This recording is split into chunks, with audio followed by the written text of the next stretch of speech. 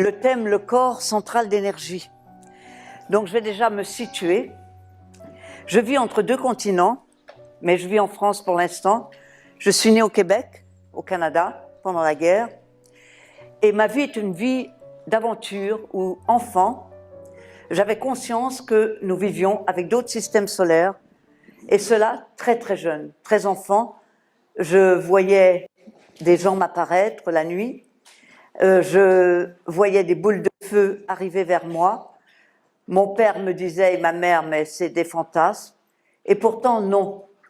J'étais déjà en contact télépathique avec l'invisible, tout enfant, toute jeune, au point que mon premier amour, et là, c'est une répétition karmique, j'étais à Montréal, lui, je vais le rejoindre, je passais mon bac, mes parents m'avaient interdit, je m'éveille, je le vois plonger la nuit dans le fleuve, je vois l'heure, 11 heures, j'entends qu'il m'appelle, il s'est noyé. Ma mère m'a dit, mais c'était rêve, c'était fantasme. La réalité, c'est que c'était la réalité. Quand on a retrouvé son corps, c'était exactement l'heure à laquelle je l'avais vu plonger dans l'océan. Et ce qui est intéressant dans cette anecdote que je vous raconte, c'est pour vous dire qu'on a tous en nous des intuitions prémonitoires qui nous relient aux gens avec lesquels on vit, et quel que soit le temps dans lequel on est, ces intuitions, si on fait confiance, on est constamment relié aux énergies de l'invisible que l'on porte dans l'inconscient et qui se révèlent à nous par l'action que l'on va poser sur la terre. Puisque l'action, c'est la conscience qui se cherche d'un inconscient qui s'éveille pas à pas au rythme de ce que je suis. Donc c'était un phénomène assez particulier de percevoir l'homme que j'aimais plonger dans le fleuve Saint-Laurent et de voir exactement l'heure où il disparaissait. Mais ce qui était plus étonnant, c'est que quelques années plus tard, faisant une recherche sur ma généalogie, lorsque ma mère était enceinte de moi, elle voyait sous ses yeux son frère disparaître dans les mêmes conditions que celles où mon premier amour est décédé. Donc, on a en nous des répétitions qu'on appelle karmiques, des répétitions de mémoire cellulaire que l'on porte à l'intérieur de nous, qui se rejouent au fur et à mesure de l'espace-temps. Le temps, c'est mon incarnation. L'espace, c'est mon lien avec l'univers. Alors, il est évident que, consciente de cela, ma vie a été un fil où je me suis laissée guider. Guidée très jeune, puisque je suis partie seule en stop au Maroc, où j'avais la certitude d'avoir vécu. J'avais 18 ans, c'était en 58, et là, la même chose, je me sentais chez moi, les gens que je rencontrais m'invitaient d'un lieu dans un autre lieu, et j'ai vécu là-bas, j'ai visité le Maroc, l'Espagne, et toujours j'avais des mains qui se tendaient pour me guider au fur et à mesure de ce voyage terrestre. J'étais consciente que ce voyage terrestre passait par l'écoute de mon intuition, et qu'en écoutant cette intuition, c'est quoi l'intuition? Les Chinois vous diront, c'est le yin, c'est le féminin. Et on s'aperçoit très bien que la planète Terre est une planète féminine, où le féminin a à prendre sa place dans l'intuition, autant chez l'homme que chez la femme. Quand cette intuition sera complètement vécue, je crois que vraiment on pourra mettre en place sur la Terre des rapports d'équilibre, des rapports de paix et d'amour. Donc ma vie se poursuit, et comme toute chercheuse de vie et de vérité, je rencontre le mouvement hippie ou le mouvement Peace Love. J'ai vécu à ce moment-là dans les communautés artistiques, dont vous connaissez les chanteurs qui y ont participé, ne serait-ce que Jacques Higelin ou Valérie Lagrange, qui sont des amis, et avec lesquels nous voulions révolutionner la Terre. Révolutionner la Terre, nous y croyons, on a laissé tous nos métiers à ce moment-là. C'est-à-dire qu'on partait de l'hypothèse qu'il est possible de vivre sur cette planète autrement que dans le conflit, autrement que dans la guerre, et que le corps est un messager qui nous enseigne. Donc, on se laissait aller à vivre très librement des communautés où on expérimentait un peu le hasard de la vie, et puis un jour, j'ai senti que je devais rentrer au Québec. Tout ça se passait en France, et j'ai eu une illumination, c'était en Espagne. j'ai vu m'apparaître des boules de feu dans la nuit et une voix qui m'a dit « Maintenant, ça va, l'Europe, tu rentres au Québec ». Quand on entend une voix, vous allez me dire « Oui, ça peut être schizophrénique ». Effectivement, il y a des personnes qui ont des dérèglements du cerveau et qui entendent des voix. Elles ne sont pas centrées dans la conscience. Mais dès l'instant où on est centré dans la conscience, dans le corps, ça donne une force de vie et d'amour incomparable avec tout ce qu'on a pu connaître auparavant. J'entends cette voix qui me dit « Rentre au Québec ». Pourquoi rentrer au Québec? Je ne savais pas. Je rencontre sur ma route un monsieur qui me dit « Je suis triste que tu rentres au Québec ». C'était encore dans les communautés hippies. Je lui ai dit « Tu as qu'à me rejoindre et tu viens avec moi ». Ça a été mon deuxième mari. Et je suis rentrée au Québec. Je suis rentrée dans un village de Gaspésie, à Pointe-à-la-Frégate, qui est un village où on n'avait pas d'eau. On était obligé de casser la glace pour avoir de l'eau. Et je me suis dit, comment en 1971 casser de la glace alors que vraiment je lavais mes couches à la main, les couches de mes enfants, je venais d'accoucher d'une petite fille, mais j'avais un problème de santé. Et j'avais un fibrome et je ne voulais absolument pas être opérée. Je savais qu'intérieurement, tout peut se soigner naturellement. J'avais une confiance complète dans cette sensibilité intuitive que je portais, mais sans savoir pourquoi. J'étais dans ce village de Pointe-à-la-Frégate, je descendais dans les rues, je faisais signer des pétitions, on veut avoir l'eau. Enfin, c'est une bagarre, j'appelle ça la bagarre du monde des oubliés. On croit qu'en Amérique tout va bien, mais c'est un pays où il y a autant de difficultés à certains moments que dans des pays sous-développés. On était dans cette zone de Gaspésie complètement sous-développée.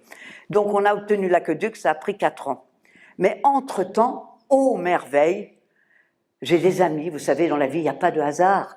J'ai des amis qui passent chez moi et qui me disent « Hé, Marie-France, ton fibrome, on connaît au lac Saint-Jean quelqu'un de la nation Innu. Les Innus, c'est pas les Inuits, c'est les anciens montagnais. Aujourd'hui, ils ont des écoles, ils parlent leur langue, ils parlent l'Innu. Et on connaît un Innu. Ah, merci beaucoup. J'avais demandé un verre d'eau. Je voulais boire avant. Je bois une gorgée devant vous. Je bois à votre santé et à l'amour que j'ai d'être avec vous aujourd'hui. Voilà, j'ai posé ça sur la chaise et je poursuis. Donc, je suis au lac Saint-Jean. Et bon, attendez, je reprends le contact avec le fil conducteur. Donc, je prends rendez-vous et j'ai un rendez-vous 6 mois après la date donnée. Donc, j'arrive le 12 novembre 1974 et je dis toujours je suis née le 12 novembre 1974. C'est pas que je suis née le 12 novembre 1974. Je suis entrée en relation avec ma divinité sur Terre. C'est-à-dire que je suis entrée en relation immédiate avec la conscience cosmique qui m'a parlé. Quand je suis arrivée au bureau d'André, ma fréquence vibratoire est devenue hyper légère. Il m'a opéré à main nue. Je savais que nous nous étions connus dans une autre vie, que nous reprenions le fil conducteur d'un chemin sur la Terre pour enseigner comment vivre sur cette planète directement en conscience avec l'esprit qui nous est transmis dans l'essence de l'énergie originelle, cette énergie originelle qui d'hier à aujourd'hui nous a conduits tous ici aujourd'hui. Je repars dans mon village où j'étais enseignante et journaliste. Le lendemain matin dans la classe, je vois les auras des élèves. Je ne savais pas que c'était l'aura. Je vois que la classe, elle était illuminée. Il y avait de la lumière qui sortait de tout le monde. Et je commence à parler avec les élèves et qui me disent « Mais madame, nous aussi on voit des couleurs de temps en temps ». Je rentre chez moi et là une dame me demande l'adresse de cet homme, André, et je sens à ce moment-là qu'elle se penche pour prendre un crayon, elle ne peut pas se relever. De mes mains, je sens une énergie très, très, très chaude qui va vers le corps de cette femme. Elle se lève, elle me tend ses doigts, elle avait de l'arthrite dans tous les doigts. J'en remets 8 d'aplomb, il y en a 2 qui restent malades, et elle me dit « Mais qu'est-ce qui se passe? D'où tires-tu cette force ?» Je lui dis de la vie, de la vie. J'étais aussi émue qu'elle. Elle me dit, ça fait 20 ans que je fais tous les hôpitaux. Elle dit, tu te rends compte? Elle dit, tu te rends compte? Ben non, je ne me rendais pas compte, je découvrais. Quand on découvre, on ne se rend pas compte. C'est après qu'on peut mettre un peu de distance avec ce que l'on découvre et voir qu'est-ce qui se passe. Donc, ça a été pour moi une révélation. J'étais sur le bord du fleuve et je marche, je rentre à pied et j'étais tellement heureuse. Je me dis, waouh, on a en nous la possibilité de guérir. On a la possibilité d'aller mieux, simplement en se reliant à cette énergie originelle, qu'on l'appelle Dieu, qu'on l'appelle amour inconditionnel. On se relie et ça passe à travers nous et ça soigne à travers nous. Donc ça a été pour moi, je dirais, une initiation de ce à quoi je croyais enfant, mais qui était au fond de ma conscience. Et si je n'avais pas écouté cette voix qui m'avait dit de rentrer au Québec, eh bien sans doute je ne serais pas là aujourd'hui. Donc, ça s'est passé que dans le village, les gens me faisaient confiance parce que je défendais quand même leurs intérêts communautaires, publics. Et puis de bouche à oreille, ça se dit, ça se fait. Donc on m'envoie chercher et j'ai tout appris grâce aux pêcheurs et aux bûcherons de la région. Ils arrivaient et puis ils me disaient « Ouais, tu guéris par le secret, là, hein, tu me soignes et puis il faut que ça aille vite. Moi, je te donne 5 minutes pour que ça marche. » Alors je mettais mes mains et les gens repartaient. Donc, c'était une époque où, dès l'instant où je touchais quelqu'un, hop, la personne se relevait et ça tenait un peu du miracle. Mais pour moi, je me suis dit, c'est une concordance des temps. Et dans nos vies, quand il y a concordance des temps, on est relié à ce moment-là à l'espace et l'espace peut nous impulser une énergie qui va être à la croisée de notre chemin et qui va orienter notre chemin complètement autrement que ce que nous connaissons jusque-là. Donc, effectivement, le soir, j'étais dans mon corps physique, mais je sortais de mon corps, je franchissais les maisons, j'allais un peu partout dans l'espace, j'étais émerveillée des possibilités que l'être humain a en lui, qui fait que l'être humain est à la fois intemporel et éternel. Ce n'est pas forcément rassurant. Ça veut dire, waouh, on ne s'en va pas dans le néant, on a toujours une conscience qui continue à vibrer dans l'univers. Est-ce qu'on veut faire partie de cette conscience ou on veut s'en éloigner? Alors je me suis dit, moi j'ai envie de faire partie de cette conscience, c'est mon désir, c'est mon choix.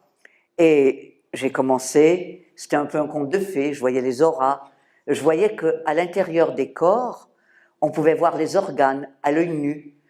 Je me rappelle d'une femme qui était la femme de l'éditeur Robert Laffont à l'époque, que j'ai soignée, et je voyais tout à l'intérieur de son corps, et je lui décrivais ce que je voyais. Donc je lui voyais ses intestins, son sang. Elle est allée mieux, ce qui fait que l'éditeur m'a prêté son appartement à Paris, et quand je suis arrivée à Paris, j'étais un peu la bête curieuse. Ça fait bizarre, parce que je ne m'attendais pas du tout à ça. Mais j'ai rencontré là, à ce moment-là, beaucoup de personnalités du monde de l'alchimie et je voyais leurs auras et je leur disais ce que je voyais.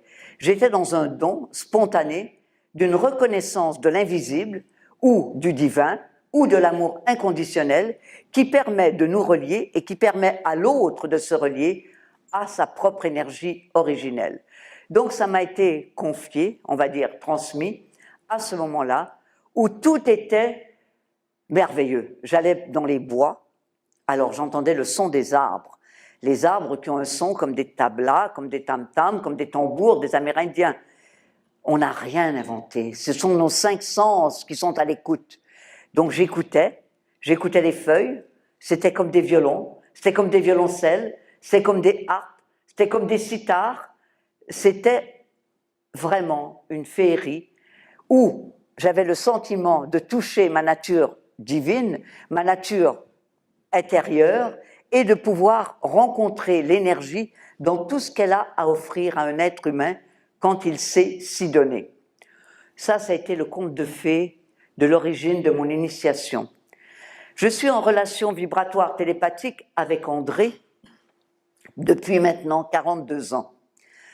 En France, où j'ai été envoyée parce que le chemin de l'occulte, on m'a dit, André m'a dit, nous avons beaucoup réfléchi à votre destin. Votre destin n'est plus au Québec, il est en France. Donc, je suis partie en France, où je suis arrivée chez Monsieur Lafont, qui m'avait prêté son appartement. Et puis un jour, je me suis dit, mais non, c'est pas mon monde, ça. Allez, les enfants, on part et on va trouver un lieu où habiter. Donc, on est parti camper à la recherche de toutes ces communautés qui n'existaient plus. Et on s'est retrouvés en Provence, à la Motte d'Aigues, où, effectivement, j'ai élevé mes 3 enfants. Et j'avais fait la folie la plus absurde de signer un papier comme quoi je pouvais me passer d'une pension alimentaire. Donc, j'ai dû élever mes enfants seule, comme une mère célibataire, avec tous les avantages sociaux que donne la France. Et de cela, je remercie énormément la France. Donc, ce corps, instrument de l'énergie cosmique, il m'est donné, dans cette incarnation, une chair. Et le Verbe se fait chair, et le Verbe, à un moment donné, se fait chair, et puis il continue dans le corps énergétique. Et ce corps énergétique, qui est notre corps spirituel, qui est notre corps autre, il a à se nourrir. Parce que s'il ne se nourrit pas, eh bien, on reste complètement scotché à la matière, et c'est la matière qui prend le dessus sur nous. Ça va être des états qui sont des états du mal à dire. Donc ces états du mal à dire fait que le corps nous dit quelque chose, parfois on peut l'entendre, parfois on ne peut pas l'entendre. Donc quand je suis arrivée à la Motte d'Aigues, là, ça a été tout à fait autre chose. J'étais toujours dans ces dons qui m'avaient été transmis, mais simplement, j'avais à faire confiance à ce qui m'avait été transmis et comment le transmettre. Ça s'est transmis très vite dans des groupes de formation et puis par un fil qui m'a conduit. J'étais appelée à Monaco. Là, je n'avais pas d'argent pour payer mon loyer. On demandait qui peut donner une voiture à Marie-France. Et j'avais une voiture que je vendais. Mais entre-temps, les gens du pays, toujours gentils et charmants, avaient dit que je faisais du trafic de voitures. Donc les gendarmes débarquaient chez moi. Je devais leur montrer que j'avais des papiers. Que non, c'était simplement une façon d'être qui fait que dans l'écoute, la vie répond. Donc, j'ai commencé à soigner des gens et à voir que leur corps transmettait des énergies qui étaient souvent reliées à des passés et des non-dits qui, en lui, faisaient que le corps devenait tout d'un coup malade, le foie malade. Je vais donner des anecdotes. Par exemple, une femme qui était enseignante dans une école de Besançon, qui avait un foie malade depuis des années, c'est un homéopathe qui me l'envoie, et dans le magnétisme, dans l'énergie qui coule dans mes mains, dans mes yeux, elle voit sa mère et elle crie sa colère, sa haine, et elle devient toute mal. Je dis non, tu n'as pas à être mal, c'est pas ta mère que tu es. C'est l'attitude qu'elle a et qui provoque chez toi une fermeture de conscience. Alors, on débloque l'énergie du foie, et cette femme a pu faire une régression où elle s'est vue dans une vie passée abandonner toute sa famille pour partir vivre avec un autre homme, et ce qui expliquait qu'elle était célibataire. Quand ça s'est sorti du corps, quand ça s'est dénoué cette mémoire, qu'est-ce qui s'est passé? Elle a pu vivre heureuse, elle a rencontré un partenaire qui lui a apporté du bonheur, et puis bon, je ne sais pas ce qu'elle est devenue aujourd'hui, mais je sais très bien que ces mémoires corporelles que l'on porte en nous et qui font de nous à certains moments du mal à dire ou qui provoquent en nous de la maladie, sont reliées à des mémoires que l'on porte en nous et des attitudes profondes qui nous ont été transmises de génération en génération. Je suis issue d'une famille où ma grand-mère, en 1919, venait avec ses enfants en Europe pour les élever. Pourquoi? Parce que son mari était, mon grand-père, que je n'ai jamais connu, était quelqu'un qui, m'a-t-on dit, était coureur de femmes, donc elle est partie pour élever ses enfants seule et solitaire en Belgique. En 1952, ma mère part avec nous, 4 enfants, en France, pour les mêmes raisons à peu près. Mon père était un journaliste très connu et il aimait beaucoup, beaucoup, beaucoup les femmes. Moi, après avoir rencontré André, qui me dit en 1974, tu pars en France, 3 générations de femmes qui suivent un même mouvement pour délier des liens qui nous enferment dans notre pouvoir de vie et qui font que la plupart des femmes de ma famille ont du mal à être heureuses avec des hommes. Donc, il y a un équilibre qui n'est pas en équilibre, il y a un déséquilibre qui se passe. Donc le corps est un instrument d'écoute qui nous permet de nous rendre compte qu'à l'intérieur de nous, on porte des mémoires et qui, à certains moments, vont se révéler et vont nous permettre d'agir notre vie complètement différemment. Même dans une période aujourd'hui comme une période difficile, une période économique difficile, il est toujours possible de changer de cap et d'ouvrir son cœur et son corps à qui je suis. Parce que qui je suis, c'est la réalité de l'énergie originelle qui demande à s'inscrire en moi pour équilibrer la planète. Je suis une parcelle de cette planète Terre. C'est ce que disent les Chinois. J'ai fait 2 ans de médecine chinoise. C'est ce que disent les Chinois. Qu'est-ce qu'ils disent? Qu'on est en déséquilibre quand on n'a pas le yin-yang, le féminin et masculin en équilibre. Or, actuellement, on est encore dans une domination yang, masculine, qui a peur, qui a peur, qui a peur. Qu'est-ce que j'ai peur? Allez, on va s'armer, on va s'armer. Allez, on a peur, on a peur, on a peur. Donc cette peur, si on s'en sépare pas, effectivement, on va vers une fin de cycle. Mais si on arrive, au niveau de chaque conscience, à quitter la peur, à avoir confiance en soi, avoir confiance en cette voix intérieure que nous portons tous dans l'inconscient et qui donne vie à une parcelle de terre qui veut s'équilibrer, eh bien, qu'est-ce qui se passe? On va peut-être enfin sauver la planète. Je suis pas complètement dans l'illusion. Je me bats, comme tout le monde, avec des groupes de citoyens pour faire passer des énergies de vie dont on a besoin sur cette planète. Et tout est nécessaire aujourd'hui. Le partage des richesses, c'est nécessaire. La permaculture, c'est nécessaire. L'ouverture du cœur avant tout. Respecter sa dignité, respecter la dignité de l'autre. Oui, le corps est un centre d'énergie. Oui, nos chakras sont ouverts à la lumière de l'énergie infinie. Et si nous savons reconnaître cela et nous relier à notre source divine, le mal n'a pas à demeurer constamment dans nos drames familiaux. Le mal n'a pas constamment à demeurer dans nos déséquilibres de couple. Mais c'est difficile de garder l'objectif de l'amour. Parce que l'amour, c'est pas avoir le besoin de l'autre, c'est être dans le don de l'autre. Donc on a toute une programmation à délier en nous. J'ai besoin de toi, je t'aime, je t'aime, je t'aime. Non, je me donne à toi. Je suis avec toi. Je suis relié à toi. Je suis dans la communion et je ne suis pas dans la fusion, confusion qui fait que j'ai tellement besoin de toi que je ne peux pas vivre sans toi. Et là, je me déclenche une maladie. Ça peut aller de la dépression à la sclérose en plaques. Ça peut aller du cancer à la simple grippe. Parce que le mal, il entre en nous quand nous ne sommes pas en équilibre, comme un chemin initiatique pour nous donner vie autrement que dans la blessure originelle que nous portons, héritée la plupart du temps de nos histoires familiales, ces histoires dont nous avons une mémoire immédiate, mais nous n'avons pas toujours la mémoire de tout un passé où la transgénéalogie est importante parfois à connaître pour comprendre ce qui m'impuissante dans le quotidien. Je donne des séminaires, je donne des exemples. Dans un séminaire où je fais un travail de relaxation sur la mémoire, une personne commence à se lever et à chanter. Mais à chanter avec une voix magnifique. Mais je dis, tu chantes? Elle est prof de biologie. Non, non, je ne sais pas ce qui se passe. Je ne sais pas ce qui se passe. Et elle se met à pleurer, à pleurer, à pleurer.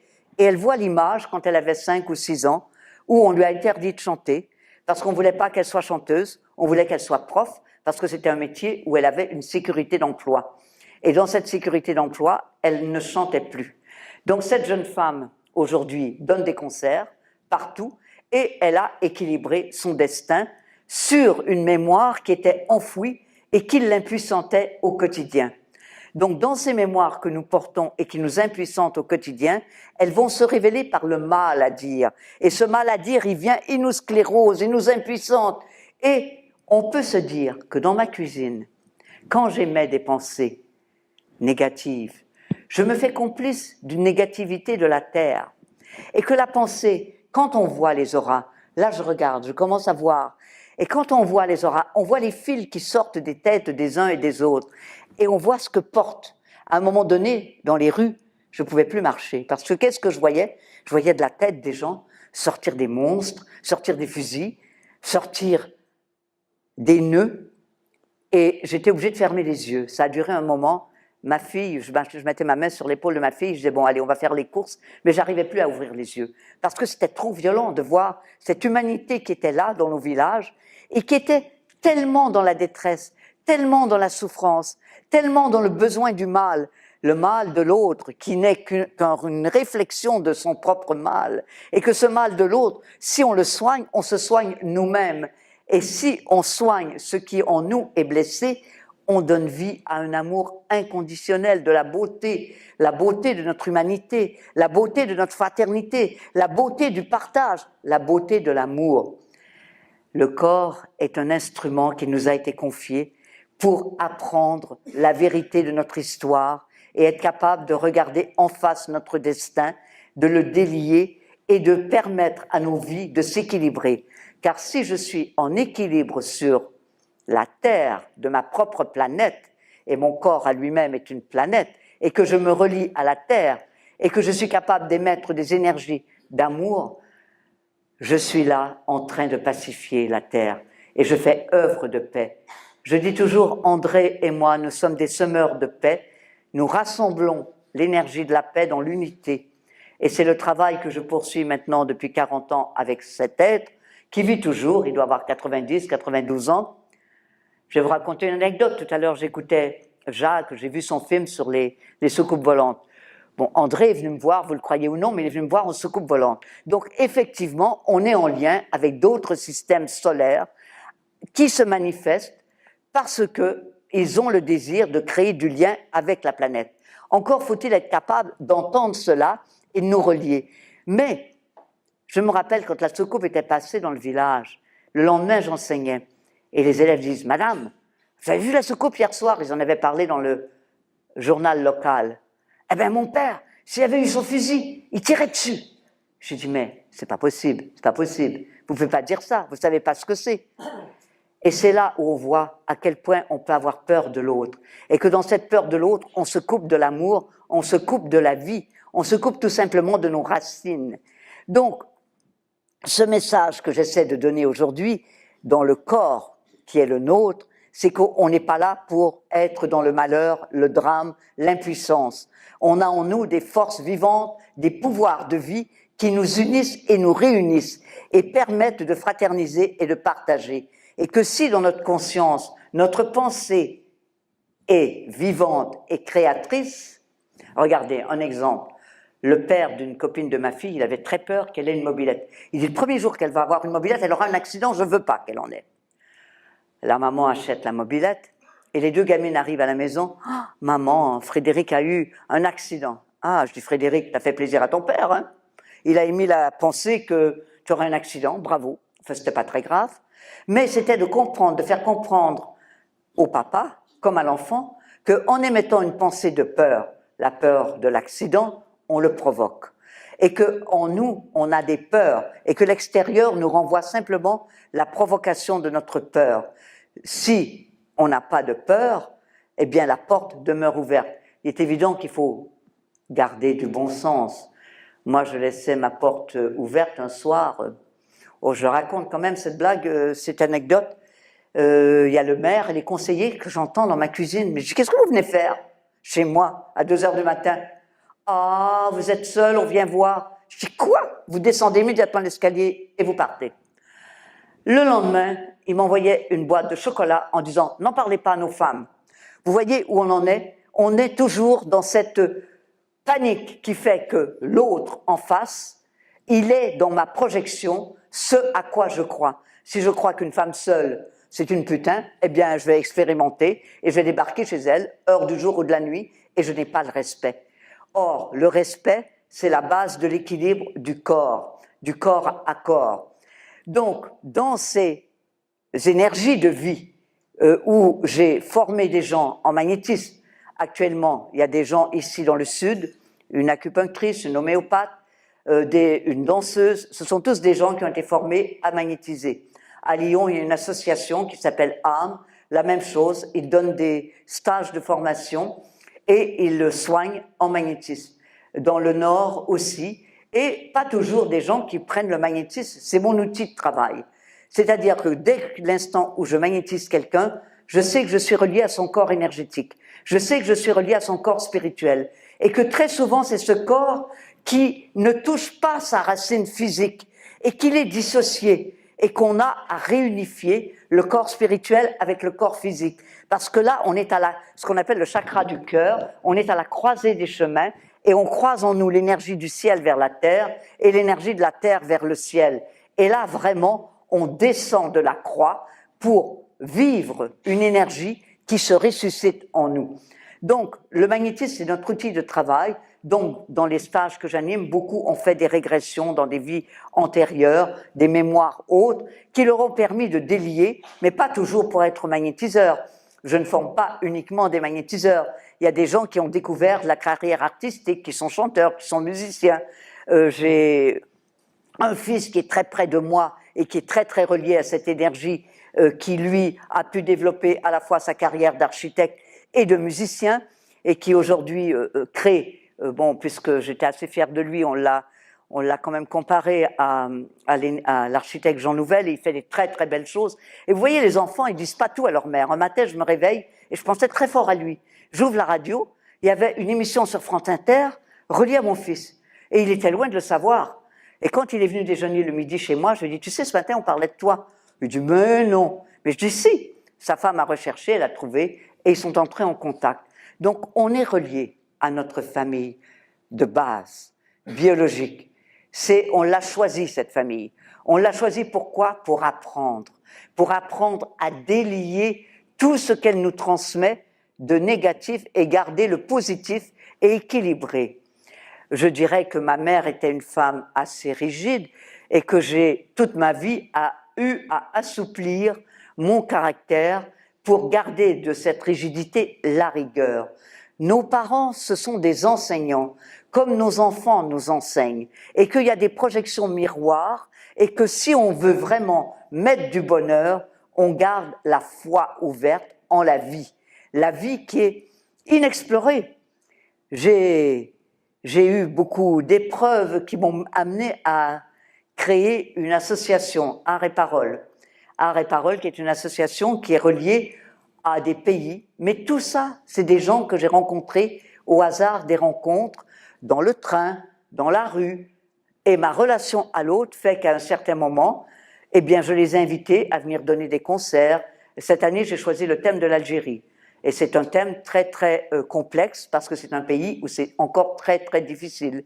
Et puis dernièrement, il y a un cinéaste qui est passé chez moi et qui m'a proposé de passer, il a passé 2 ans à Gaza, et alors là ça a provoqué un grand débat. Il y a des thèmes qu'il ne faut pas toucher ou presque pas toucher. Parce qu'en nous, on a une sensibilité reliée non pas au désir de paix, mais à avoir raison absolument de ce que l'on croit juste. Et c'est ce qui fait que si je crois juste cela et que je ne sais pas écouter, on le voit dans tous les débats politiques qui peuvent exister actuellement, où est l'écoute? Donc la base d'un travail corporel, c'est l'écoute. Je suis yin et je suis yang. Je suis féminin, je suis masculin. Si je sais écouter mon intuition, je vais pouvoir avoir une action qui est basée sur cette écoute. Si je ne sais pas écouter mon intuition, il est évident que je vais partir dans tous les sens et que je vais me nier et que j'oserais pas exister. Donc, le plus beau compliment qu'une de mes filles m'a dit, c'est « Maman, tu nous as pas vraiment élevés, mais tu nous as donné la force d'exister et de croire en nous. » Et effectivement, c'est pas toujours facile. Ça suppose d'enlever la peur de soi. Et cette peur, d'où vient-elle? Elle vient d'une méconnaissance de la bonté, j'ai envie de dire de la bonté et de la bienveillance de l'invisible envers nous. Et l'invisible, il communique à tout instant. Il suffit d'ouvrir nos sens et d'ouvrir notre écoute. Il est constamment là, sous forme de son, sous forme de vision, par le toucher, par les odeurs. Il m'est arrivé à un certain moment que quand des patients arrivaient chez moi, juste l'odeur, je savais que le foie était malade, ou l'estomac, ou les intestins. Les odeurs à développer. Le goût aussi, mon goût qui changeait. Donc, on a en nous des pouvoirs de vie à découvrir, à se laisser habiter pour équilibrer complètement aujourd'hui notre planète. Sortir de cette confusion du besoin d'avoir raison pour donner vie à notre équilibre familial, à notre équilibre social et à notre équilibre spirituel. On dit qu'on a 3 corps, le corps physique, le corps psychique, le corps spirituel. Or, qu'est-ce qui est dominant sur la Terre? C'est le corps psychique. Action, réaction. Tu me fais mal, je vais te faire mal. Ça, c'est les couples qui, à certains moments, savent très bien comment on peut se blesser. Et allez, hop, on s'envoie des belles balles et on se rend pas compte qu'on est en train de tuer la vie et que comme on est des énergies émettrices de vibrations, ben ces vibrations elles se baladent sur la planète et à un moment donné, elles peuvent déclencher une guerre, elles peuvent déclencher du terrorisme. Donc il faut arrêter d'avoir peur. Moi j'ai écrit quand j'étais jeune, tant qu'il y aura un seul hôpital psychiatrique, tant qu'il y aura un seul hôpital, tant qu'il y aura une seule prison, on ne peut pas se dire des humains, parce qu'on juge, on sanctionne. Je ne dis pas qu'il ne faut pas sanctionner, mais juger et condamner, non. Parce que chaque parcelle de vie demande à renaître. Et c'est ça qui est difficile à comprendre. Comment renaître du mal? Je ne sais pas, mais je sais que l'amour a triomphé des situations les plus complexes et les plus difficiles sur cette planète Terre, que j'aime, que nous aimons, puisque nous sommes ici à nous écouter les uns les autres, que nous avons envie de vivre autrement et que tout est possible si simplement nous sommes à l'écoute de cette intuition qui nous est transmise depuis des siècles et des siècles, mais qu'à certains moments on n'écoute plus parce qu'on est dans une bagarre, on est dans un vouloir, on est dans des problèmes d'héritage, on est dans des problèmes familiaux, on est dans des problèmes de drogue, on est dans des problèmes d'inceste, etc. Eh bien, on regarde le fil. On regarde le fil de la pelote, on le tire et on y met de la lumière. La lumière, c'est de l'amour. L'amour, c'est de la confiance. La confiance, c'est la vie. La vie, nous sommes ici pour enfanter la vie. La vie dans l'équilibre, la vie dans l'amour, la vie dans notre don généreux. Car nous sommes tous généreux. Mais c'est cette peur qui barricade notre générosité. Donc c'est comment lâcher cette peur pour que notre corps devienne vraiment le vecteur du ciel en moi, sur cette planète Terre, et que je sache aujourd'hui que j'appartiens à l'univers et que ma conscience, elle est là d'hier, et elle est là aujourd'hui, et elle sera là demain.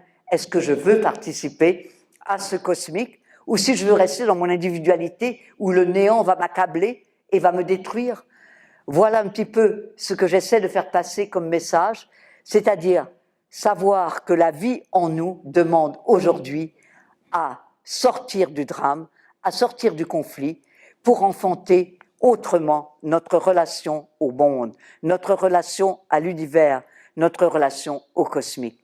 Nous sommes tous des êtres aimants, et dans cet amour que nous projetons, c'est comment le projeter pour pas être étouffé et asphyxié par un quotidien qui à certains moments nous submerge et nous enlève tout désir d'être et de vie. Donc c'est toujours de rester centré sur cette parcelle de nous qui demande à naître à la Terre aujourd'hui. Et moi je suis pleine d'espérance, je pense que la Terre peut vivre autrement, il suffit simplement de se donner la main. Voilà, je ne sais pas combien de temps que je parle là. Il reste un quart d'heure, il reste 15 minutes. Il reste 15 minutes.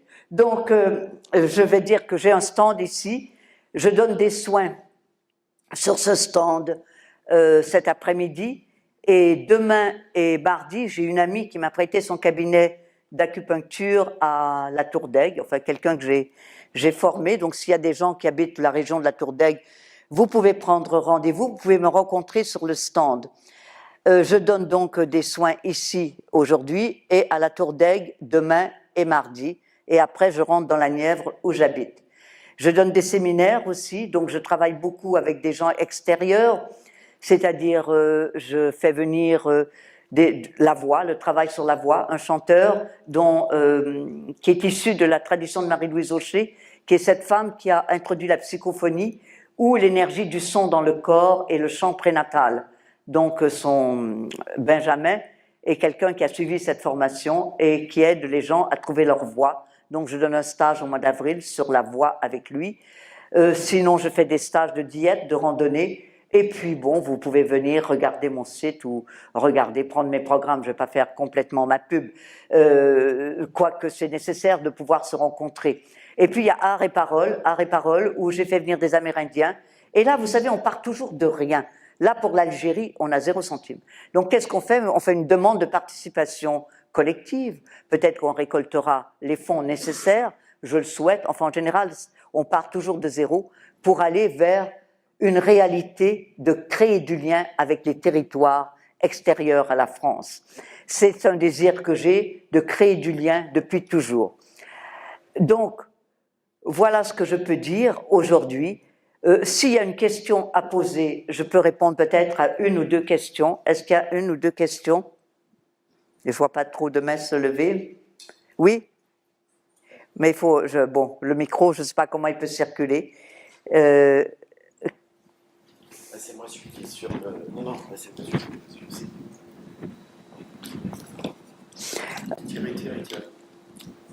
Tirez vers le haut. Ah. Je crois que je ne suis pas douée du tout pour la technique. Merci. Donc, qui veut poser une question?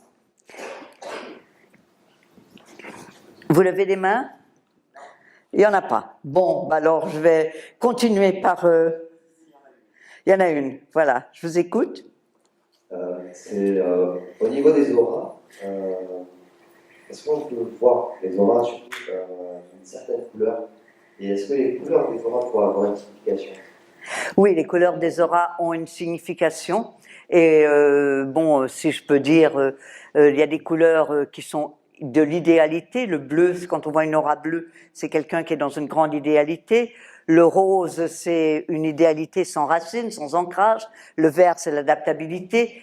Le brun, quand on voit du brun avec du noir, c'est souvent des parties qui sont malades. Et puis, on va voir à ce moment-là très souvent, enfin moi, ça m'est arrivé de détecter entre autres des maladies, parce que je suis pas médecin, je peux pas prescrire, mais de dire à une personne, allez vous faire examiner, parce que le sang était taché, et c'était souvent des personnes porteuses de cancer ou du sida. Donc, je sais que l'aura est importante quand je soigne, parce que ça me permet de centrer exactement. Moi, je travaille comme ça, je reçois beaucoup de lumière par mes yeux. Donc, par exemple, là, si je me mets à regarder la salle, je peux voir l'aura de la salle. Et je vais voir complètement cette aura. Là, je commence à la regarder, à la voir. Cette aura qui va se transformer dans des couleurs selon l'énergie que vous émettez. Donc, effectivement, c'est aussi tout le lien avec l'invisible de la personne et tout a une résonance de la couleur. La couleur est résonante. Même la façon dont vous vous habillez. Si je porte du noir, c'est neutre. Si je porte du blanc, ça peut être la lumière, mais tout se relie. Il y a toujours à l'intérieur de chaque couleur le positif et le négatif, le féminin et le masculin. Et j'insiste beaucoup sur ce fait que si nous savons écouter notre intuition aujourd'hui, les pouvoirs de vie qui sont en nous et qui sont un petit peu endormis ou parfois atrophiés peuvent s'éveiller. Et si ça s'éveille, ça nous permet de prendre conscience de notre place sur cette terre. Ça nous permet d'avoir du sens et de donner du sens à notre destin. Parce que quand j'ai découvert, j'ai pas découvert, on me l'a donné, quand j'ai commencé à voir les auras, à voir les corps. Enfant, j'avais des intuitions. Mais là, c'était comme si je retrouvais le sens de mon incarnation. Or, c'est important de sentir le sens de notre incarnation, parce que si je ne marche pas dans le sens de mon incarnation, je suis dans un non-sens, qui que je sois. Je peux être alchimiste, je peux être parapsychologue, je peux être écrivain, je peux être éboueur, je peux être jardinier. Il n'y a pas de saut métier. Il y a à trouver sa place, quelle qu'elle soit, pour donner du sens à sa création. Tout est basé sur le créateur, donc en moi, et le récepteur. C'est les deux premiers hexagrammes du I Ching. Vous lisez le créateur, vous lisez le récepteur, et vous méditez sur ces deux hexagrammes, et vous sentez en vous votre lien avec l'univers. Je vous remercie de votre écoute. Ah, il y a un monsieur qui veut poser une question ici. Est-ce que l'on peut mesurer son magnétisme? Ah, oui, on peut mesurer. Est-ce que l'on peut mesurer son magnétisme? Oui, on peut mesurer son magnétisme, mais ça varie selon l'humeur et l'émotion dans laquelle vous êtes. Donc, c'est pas une mesure qui peut être fixe et définitive. On va dire que telle personne a une fréquence très élevée, et puis une autre, elle a une fréquence très faible. Et Mais c'est parce qu'aujourd'hui, elle va très bien. Donc, elle est porteuse de lumière, elle est porteuse d'amour, elle est porteuse de confiance. Et le magnétisme est très fort. Mais elle attend, par exemple, elle apprend une mauvaise nouvelle. Je sais pas, moi, elle apprend que son fils se drogue et qu'on le retrouve à l'hôpital. Et elle savait pas du tout que son fils se droguait. Je parle d'une personne que je connais. Et ben, le magnétisme, il va chuter complètement. Donc, il est vraiment relié à l'émotionnel et c'est rien de fixe. On le sait très bien, on a des énergies, si elles étaient stables, ça serait merveilleux, mais elles ne sont pas stables. Elles nous sont données avec tous les courants alternatifs de la terre et du ciel qui ont à s'unifier en nous et à s'équilibrer au jour d'aujourd'hui pour vraiment faire de nous des énergies de vie en mouvement. Mais il est évident que si on prend à un certain moment l'énergie de l'aura, l'âme, elle est intemporelle. Donc, il y a des âmes qui sont complètement dans une énergie très, très intense, mais c'est pas en accord avec le corps physique. Donc, dans un travail magnétique, c'est de faire redescendre l'énergie que la personne porte dans son âme, la mettre dans le corps physique, pour que le corps physique ait la même vibration que l'âme. Vous comprenez? C'est différents niveaux. C'est jamais stable. De toute façon, c'est jamais stable. Nous-mêmes ne sommes pas stables. Nous sommes en mouvement. C'est comme les vagues de la mer. Et je crois que beaucoup ici aiment la mer. Et quand on aime beaucoup la mer, on comprend bien qu'il y a des remous à certains moments qui nous prennent et qui nous amènent je ne sais où. Et puis à d'autres, la mer est calme et lisse. Et on est comme la mer, on est calme, on est lisse. On a un pouvoir de vie extraordinaire. On peut ne pas dormir et être en pleine forme. Moi, il m'arrive encore aujourd'hui de dormir 2 heures par nuit et d'être en pleine forme. Et ça, c'est la possibilité de transmutation que nous avons en nous. Nous pouvons à chaque instant métamorphoser ce qui nous est confié.